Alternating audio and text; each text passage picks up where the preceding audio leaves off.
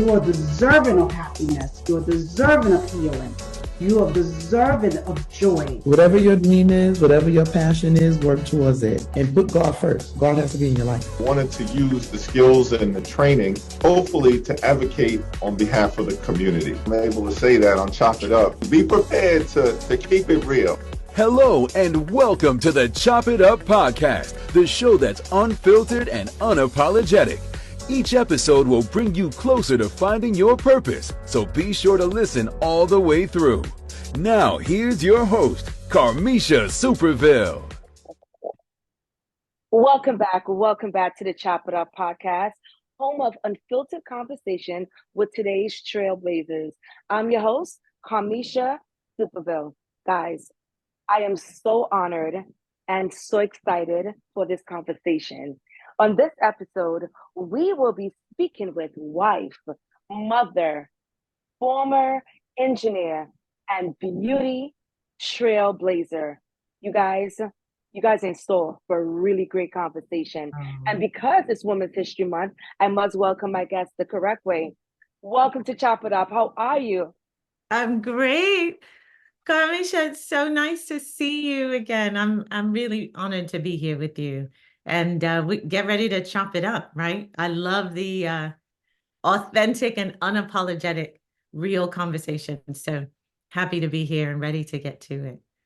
Thank you so much, Orlena. Thank you so much. I want you to correctly pronounce your name to the folks, to the listeners. Oh, absolutely. Well, it's important because I'm a British Nigerian girl. I'm a Nigerian girl first. So we have to say it the right way. So Orlena Nwokah Blanchard is my name. I married the Blanchard, but I was born Orlena Nwokah. So that is me. Beautiful, beautiful. Well, let me just say, what I love about these type of synergies is that, we get to meet so many women from different diverse backgrounds, and having this podcast has allowed me and has allowed the platform to welcome so many diversity. So I want to ask you, how did we get here? Because I know you're well accomplished. I'm a fangirl. I'm not gonna lie. I'm a fangirl. Oh, thank you. But how did we get here? Well, I'm I'm of an age now where I have 3 decades of work experience and 5 decades of life to speak about, and those things sort of converge, I think, at this point in purpose. I am a British Nigerian girl, born to a British mom and Nigerian father, and I grew up in England and Nigeria and moved to the United States in middle school to the middle of Indiana from West Africa. And so my journey has been one that is an immigrant story. I'm the child of professors, so academics has always been, being a student for life and always learning and being surrounded by books has always been part of my story. And my father was an engineering professor, so I ended up on the journey of being analytically and science trained. But from a professional perspective, I found my love, my heart, my passion in marketing. And so I was working in business process reengineering. I was working as a consultant. Some people may know the firm Accenture, but back then it was not Accenture, it was Anderson Consulting. And to be honest with you, I saw an ad for The Gap in the early 90s. Actually, it was more mid-90s. And it was, I don't know if people remember, Fall Into the Gap. And it was where The Gap put Lena Horne and LL Cool J in an ad in plain white shirts and jeans. And I thought it was so sophisticated. And I loved that we saw Black people that I could connect to that way, just selling jeans, but it was so sexy. And I said, I'm going to do that. I want to be a marketer. And so I ended up going into, I went back to business school. I changed careers. I went into marketing, ended up in digital marketing, ended up in media. I worked in Black television for many years. And I worked at TV1 and I did work with BET. And so in working in Black media, I realized that my heart really was in working for and on behalf of the Black community. or at least for underserved and underrepresented communities, which is how I came to be in social equity marketing. And then I owned a marketing firm with a dear friend of mine. And for 10 years, we built an award-winning, marketing firm. And it was during that time that we became two of the founders of the Crown Act movement to end race-based hair discrimination. And we did that in partnership with two other women, A.C. Eggleston-Bracey and Ajwa B. Asamoah, who is just a phenomenal racial equity strategist. Dr. Ajwa B. Asamoah, let me correct, she just did her dissertation successfully. But it was working with the Dove brand in the beauty industry where we launched that. So that's my story, where I come to be today as somebody who's worked in beauty equity, not just with the Crown Act, but in so many other, with so many other brands and so many other areas, that I found myself having this connection or pull to doing more in the beauty equity space.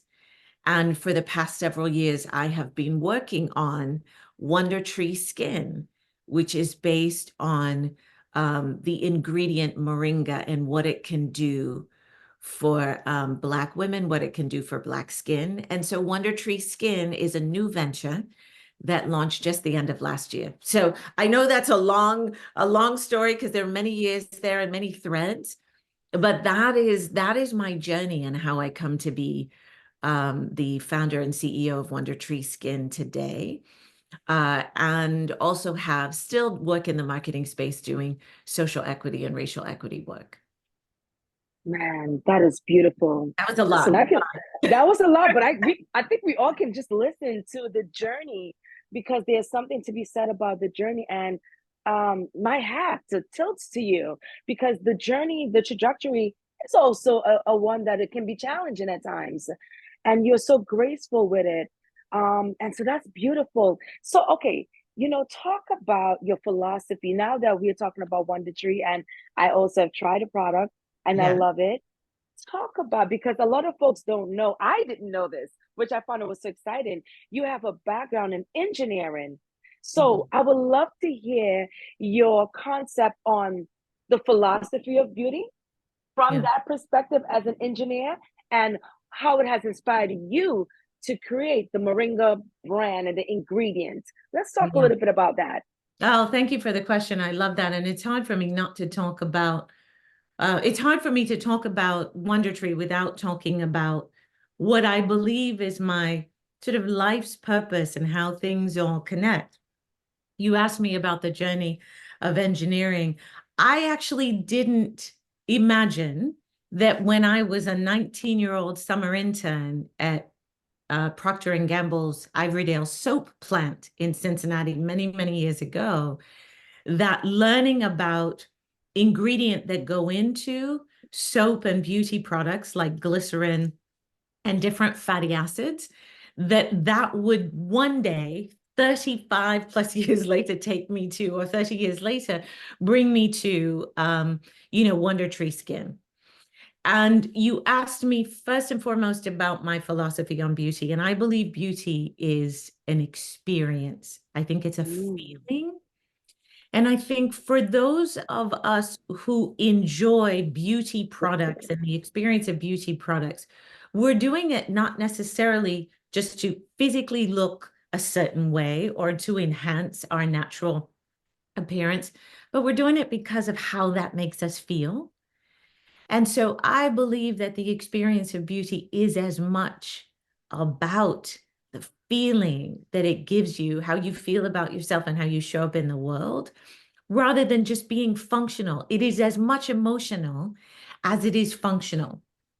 And my philosophy in developing beauty products is about using the best of technology, which my science background gives me, right? Which is how I came across this ingredient, moringa, and realized that it's so powerful in natural properties and benefits that we need for our skin, But when you take a natural product and you combine it with modern Western technology and science that is safe for the environment and for humans, because there are things that are created that are not, when you combine them with what we call safe synthetics, things that we know have been created to really benefit our skin and our beauty routine, you can have the most wonderful experience with beauty and beauty products. So WonderTree Skin takes moringa, and for people who don't know about moringa, it is a high nutrient dense plant,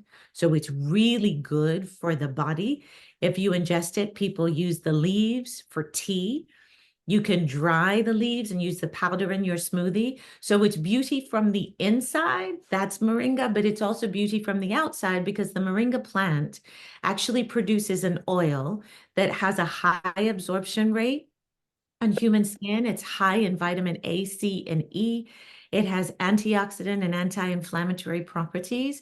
And so when we take something that powerful and we combine it with ingredient like hyaluronic acid or other ingredient like coconut oil that we know are really good for the skin, we amplify natural properties in these products that really help moisturize and hydrate our skin in a way that allows us to live comfortably. Think about the experience of beauty, Kamisha. Think about the hand cream. You got the Yes. WonderTree hand cream and you tried it. The reason we developed the hand cream, I'll tell you, is from my own personal experience. One of the things that bothered me the most is I travel quite a bit for work and personally, and I hate going into an airport bathroom or a train station bathroom, and I come out and wash my hands, and my hands are dry because the soap there is dry, the water is drying, and we naturally lose moisture in our skin. And so I hated that, and I wanted a cream that wasn't sticky, wasn't oily, that smelled good, that I looked forward to putting on my hands when I ended up sitting on the plane or on the train and traveling. And so that's what we developed, but we developed it with ingredients that are good for the environment, that are good for human skin, and that we should all really know about and put to use because they're natural resources that are underutilized. And that's what moringa is. I love that. You know, as you were speaking, I was thinking about saturation. So many times, even as we have folks that's listening, we talk about an overshot saturated market. What is your response for that? Because your product is amazing, but there's so many like-minded products. Are you ever concerned about oversaturation? Well, I think it's a very good question and it's a very fair question. And I will say this. Anybody entering the beauty space right now should have, a saturated market or very, and also fragmented market in some ways, top of mind. However, there is so much room to create products and content for Black women because that has not been done in the way that products and content have saturated the market for the masses, and the masses are becoming more Black and brown, but they are still designed for white skin. And so even though we see so many more Black and brown founders, they're making products more and more that are suitable for the entire market and are going after the entire market. And I believe when it comes to women of color and it comes to Black women in particular, people of African origin, there is so much more work and science we need to do to better serve those who have a broader spectrum of needs. And that is not saturated by any means. We need more products and more founders that are designing specifically for Black skin. Now, if you read the most recent issue of Cosmopolitan magazine, which I'm very proud to say WonderTree Skin is featured in, it's an article about Black-owned products being for everyone. But there's a note made in that article that says when you center skin of color, melanin-rich skin in your products or in your design, you're actually designing for the most reactive skin, which means you end up creating products that are suitable for all skin types. But centering Black skin is not something that has been done or is saturated in any way. And I'm not talking about BIPOC, skin of color. I'm talking about people of African origin, of the diaspora and the continent. And we need more work and more science. So that's why I believe that we're not even close to scratching the surface on what we can do for Black skin, and other people will like it and enjoy it. But we have yet to super serve Black women when it comes to beauty. I agree. And it's funny because just last week I was listening to a conversation with another beauty founder who said those exact same words. Mm. But we shall not disclose who that beauty founder is. No, but she's a smart cookie. If that's the case, because we see plenty of room to make headway. And I think making sure that you know how to differentiate, your who you are and what you're offering, and make sure that people understand what the benefit and the experience is of your product. Yeah. Absolutely. So let's talk. It is Women's History Month, and Yeah. I just love meeting powerful women. I said that earlier. What does Women's History Month mean to you, or what does Women's History? There's a conversation online and offline talks about supporting women, truly Yeah. being a sister's keeper. What does it mean in your world? Yeah. Sisterhood is powerful. I grew up with a very patriarchal, in a very patriarchal culture, not just patriarchal, but paternalistic as well. And so very male dominated. I also come from a house of all boys. I have 3 brothers and I have 3 sons. I didn't have sisters, and I don't have daughters. And so it is through relationships with women friends throughout my life and in my professional life that I've realized the power of womanhood, and that even in my life, had spent so much time trying to be more like my father, my brother, and men. I think that the power of sisterhood and the meaning of womanhood is a connection in really pouring into each other and uplifting each other, because there's a unique understanding of the struggle. We are the mothers of humanity, right? We birth the next generation over and over again. And I think that there is a unique lens on the world when you have the ability to bring life into the world. And it doesn't mean that to be a mother or a sister, it has to be by blood. You can play that role in many different ways, but by nature, we are the givers of life. And I believe that there's something really, really powerful. And I think that throughout history, we've seen women's voices oppressed, right? And in so many ways, we continue to see it in parts of the world where women are still fighting just to be able to get an education, just to be able to teach other young women to read and write. So I think there is power in what we have accomplished as women, as givers of life, as nurturers, and what we do for each other in uplifting each other. I will tell you, many of the opportunities, if not the majority of opportunities that I've had in my career, have come from other women uplifting me, creating opportunities for me, sponsoring me. And there is power in that. And so that's what women's history means to me. It's a reminder of the strength and the power that we have as women in the world, the significance that we have as life givers, and how much the world needs and relies on who and what we are. And so I celebrate that. And I love Women's History Month. But to be honest, as a woman, every day is Women's History Month, Women's Present Month, Women's Future Month, so that's how I look at it. I celebrate being a woman, and I celebrate the connection that I have with other women. That's beautiful. Just preparing for this conversation, actually, I was scrolling online, and I want to ask you, there was this young lady, she probably went a little viral for this comment. She spoke about, are there opportunities where we are going to call out women of color for whatever the case may be? When are we going to call folks out for bad behavior or not being a true sister or not standing in the gap? Or if that's only for online. I want to ask you, because what you said is so poignant, but the reality is sometimes when we are in workspaces, whether it be corporate America or beauty founder, there sometimes is that competition, whether indirectly or directly.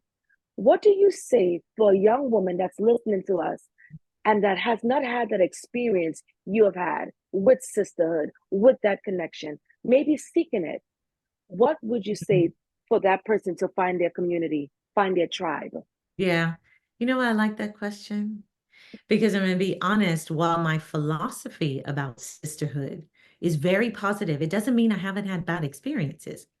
It doesn't mean I haven't been disappointed or burned or rejected by other women and other Black women. I would say a few things. One, remember that people are human and every individual is different. So it's important not to generalize one negative or bad experience as that representing whether there is real sisterhood amongst women or not. So I would say, one, give people grace because people are going to make mistakes. People are going to disappoint you, and they're going to be other women. There's no utopia or kumbaya, and competition is not a bad thing, right? Competition is not a bad thing. Going up against other people is a great way to motivate you, to make you work for whatever it is that you're going after. However, how people behave around you, to you, is not necessarily always about competition, right? And so you have to make sure that you are keeping in mind that you need to find your tribe, right? There are going to be women who love you, support you, sponsor you. Find those women because there are going to be women who are not going to be as supportive, maybe because they have their own tribe or they feel a little insecure or threatened by who you are or your position. But that's life. And that's anybody. So I would say find your tribe, that there are so many beautiful and phenomenal women out there who are uplifting each other. And there are sisters out there who are looking to pour into each other and receive the same in return. And for those people who are not so supportive and not so kind, my philosophy, you can, create distance, meet them where they are, and pray for them and give them grace. And that's how I look at it. Just be realistic. The world is a kind place if you find it, and you seek it and you help create and cultivate it. Love it. Oh my gosh. Orlena, I am voting for you for president. Oh gosh, hardly. I don't think so. But this is such a fun conversation, and thank you for letting me just, share some of my experience and some of what I think about as a woman entrepreneur. And you Thank you. yourself, Amisha, are just, you've been so lovely, and I love the conversations you have and the space that you create for people to talk about their journey, because we don't have a lot of time to chat and we can talk about all the positive things, but the real conversation is whether it's sisterhood, whether it's success as an entrepreneur and a business owner, or in a crowded beauty space, there is a lane for you and there's a lane for you to create. And there are going to be potholes and bumps along the way. But I think, just having faith and commitment that, your dreams are possible. And there are people out there that can support you and that you can help in turn. And I think that's the way that we keep going as a society, is to put out good stuff and cultivate and create a space for good stuff to come back. So true, so true. As we wrap up, because I know I want to ask this question, we spoke about it offline. Let's talk really quickly. I know your company's in infancy stage. Let's talk about raising capital. How is it for Mhm. female founders, if there's a difference? And how is it as you are now in that process of raising capital as a woman Yeah. entrepreneur? No, thank you. It's a great question. I've never done a raise before, right? All the businesses I've had in the past have been self-funded, and WonderTree, in order to launch it, which it just launched 3 months ago, is self-funded. And so we're embarking on a pre-seed raise. I will tell you the numbers speak for themselves, and anybody can do the research, and you can see there's an attack on diverse, funding sources right now, or those that actually invest in diverse audiences, specifically Black women founders, as we can see what's happening with Fearless Fund.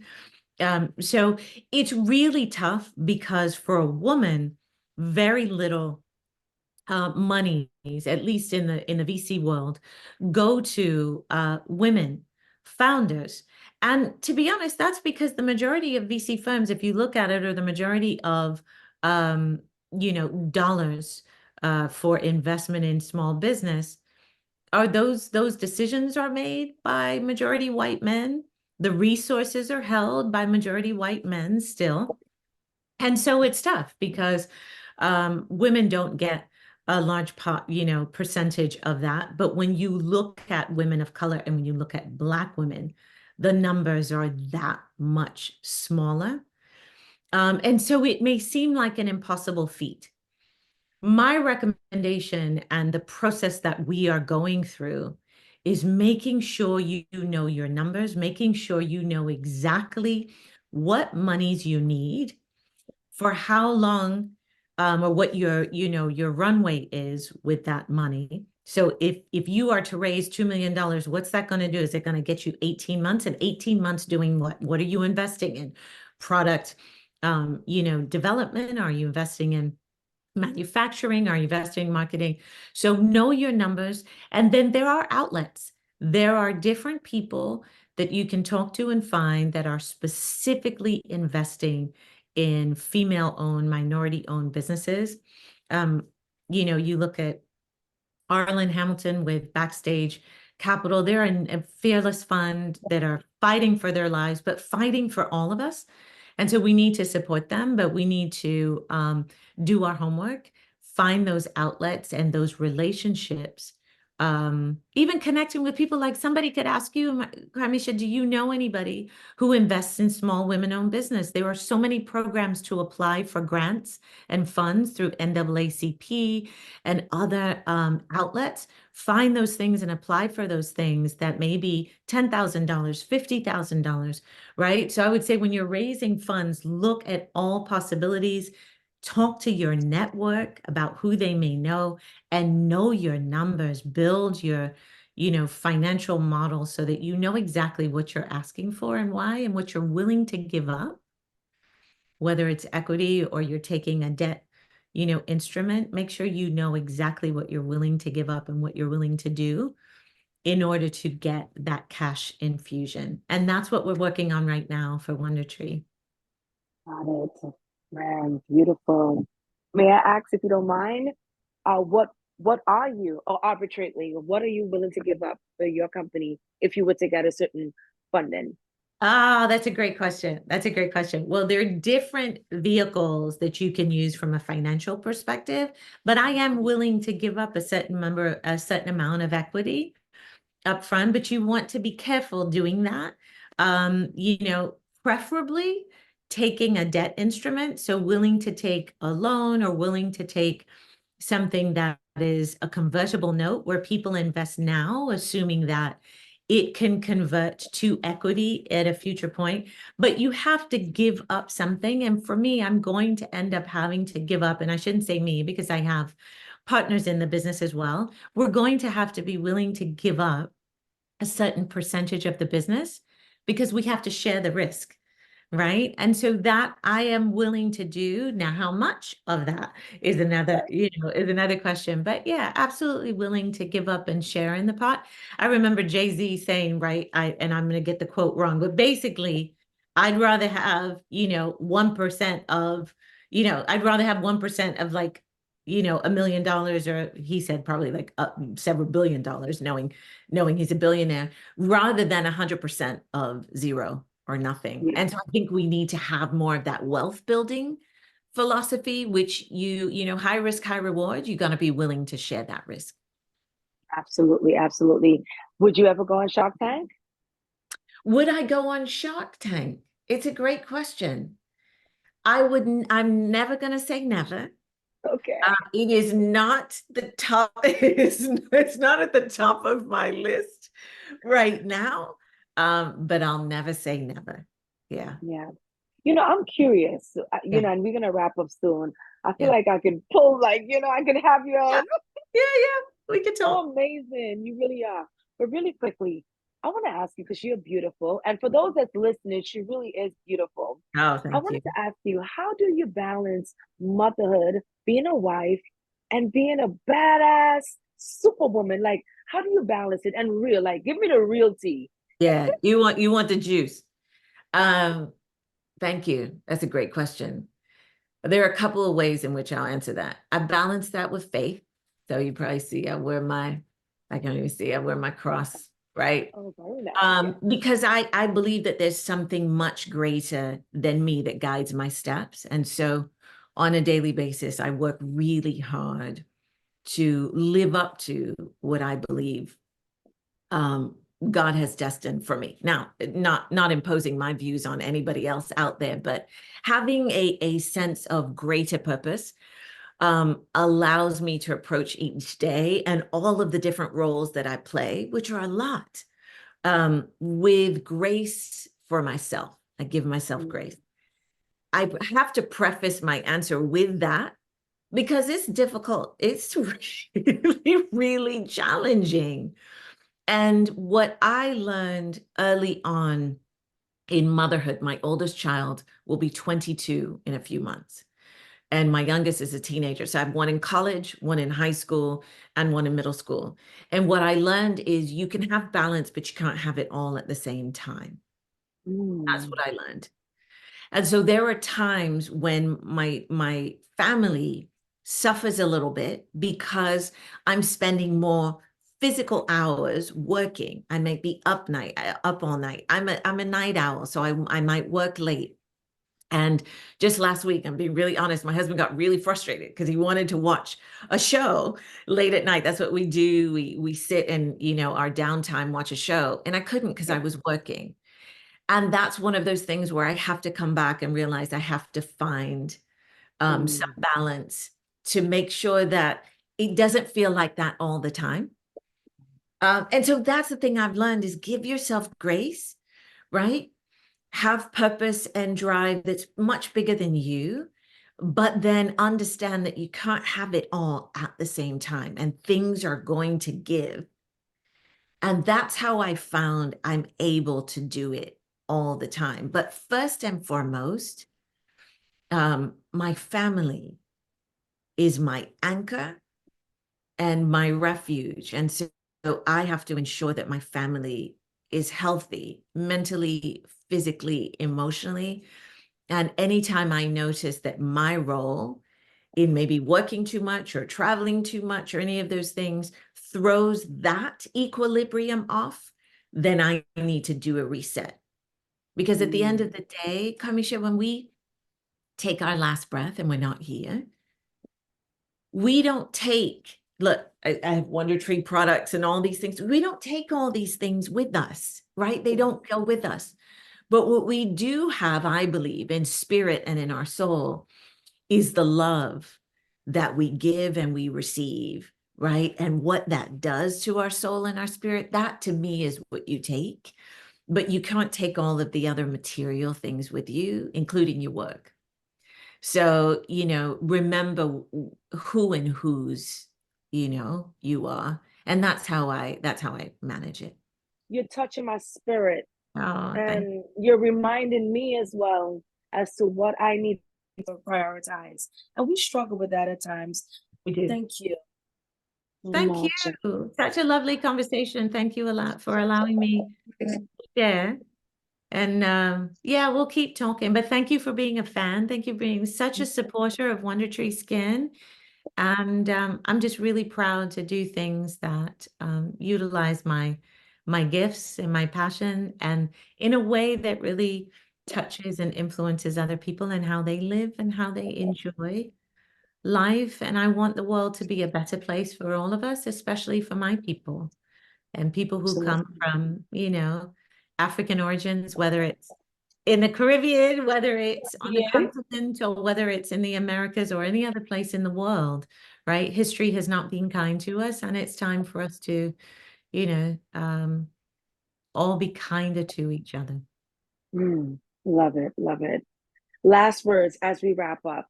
What are your advice for the next generation of girls as we wrap up? Oh, that's a great question, because I've been thinking lately, what would I say to my younger self? And I would say dream big, because I had big dreams, but I was too afraid to chase them when I was young. And I am chasing them now. It's never too late. That's the other thing I'd say. So dream big. It's never too late. Love yourself first, right? Because the more you pour into yourself and you love yourself and you're grounded in believing in yourself, then other people, it's contagious, right? Other people will feel that energy and support that energy. I wish I could have known that at a young age. And then I would say, it's okay to fail. It's okay to fall. It's just about how quickly you get back up and dust yourself off, but you will fall, and that's okay. Amen. Amen. Thank you. Thank you so much for sharing space with us. Thank you for your sovereignty. I wish you the very best. And I hope this is not the last time we talk. Truly, I admire you. I would love you to be a mentor. I'm going to put you on the spot. Yeah. Yes, I would be happy to. I would be happy to. I think you're such a dynamic young lady. I love how you're sharing your voice and giving people the platform to share theirs. And so it would be my pleasure. Thank you so much.